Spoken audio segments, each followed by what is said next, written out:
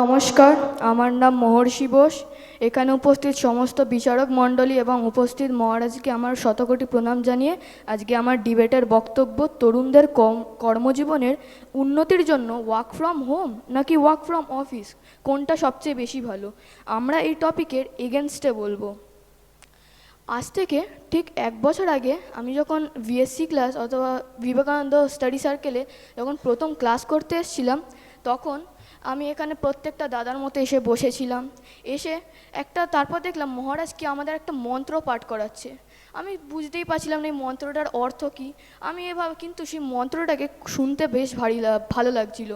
এভাবে 1 মাস গেল, 2 মাস গেল, কিন্তু আমি কিছু বুঝতেই পেলাম না।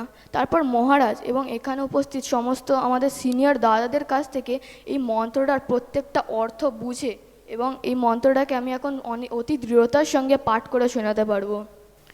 1. পরিব্রাজক স্বামী বিবেকানন্দ। স্বামী বিবেকানন্দ ভারতবর্ষে কিন্তু সারা ভারতবর্ষ খালি পায়ে পরিভ্রমণ করেছিলেন, কারণ তিনি জানতেন এই ভারতবর্ষের সম্পর্কে জানতে হলে এই ভারতবর্ষের মানুষদের সম্পর্কে মিশতে হবে। তিনি কিন্তু চাইলে এই সময় ঘরে বসে সাধনাও করতে পারতেন, কিন্তু না, তিনি কিন্তু 4 দেওয়ালের বাইরে গিয়ে তিনি সমস্ত মানুষদের সঙ্গে মিশে ভারতবর্ষের প্রত্যেকটা অভিজ্ঞতার সঙ্গে মিশে তিনি ভারতবর্ষের সম্পর্কে অনেক জ্ঞান অর্জন করেছিলেন। বকা থেকে শিক্ষা। এখানে উপস্থিত অনেকেরাই ভাবতে পারে বকা খাওয়া মানে কাউকে অপমান বোধ করা, কিন্তু আমি বলে রাখি বকা খাওয়া মানে কিন্তু কিছুই না। আমি একটা যদি এমপ্লয়ি হই অফিসের, তাহলে আমি যদি কারোর বসের কাছে যদি বকা খাই, তাহলে এই না যে আমাকে একটা অপমান করা হচ্ছে। বকা আমরা কখন খাই? যখন আমরা কোনো কাজ ভুল করি। তাহলে আমরা যখন বকা খাবো, আমাদের একটাই কাজ, আমরা সেই কাজটাকে শুধরে নেওয়া। কিন্তু যেটা ওয়ার্ক ফ্রম হোমে করলে অথবা অনলাইনে বসে করলে সেই কাজটা কিন্তু সম্ভব হয় না। মনের কথা বন্ধুদের সঙ্গে শেয়ার।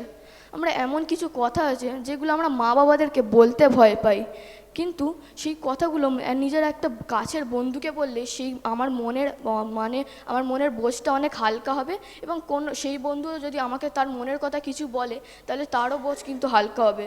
এর ফলে যে মানুষের ডিপ্রেশন, এটাও কিন্তু অনেক কমে যাবে। আচার আচরণের টপিকটা আমি একটা সুন্দর এক্সাম্পল দিয়ে বোঝাতে চাই। যেমন একটা ফুল গাছকে যদি আমরা একটা বন্দি ঘরের মধ্যে রেখে দিই, তাহলে কি হবে? সে রোদ পাবে না এবং সে পর্যাপ্ত পরিমাণে জল পাবে না, এর ফলে সে মরে যাবে।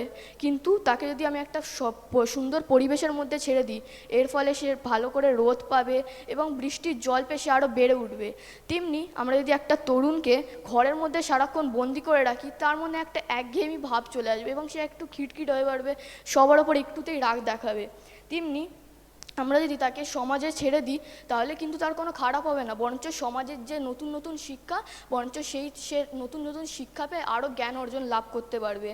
শেষে আমি এটাই বলতে চাই, অভিজ্ঞতা হলো এমন এক জিনিস যে অভিজ্ঞতাই কিন্তু হলো সবচেয়ে বড় শিক্ষক, যে প্রথমে পরীক্ষা নেয়, তারপরে সে শিক্ষা দেয়।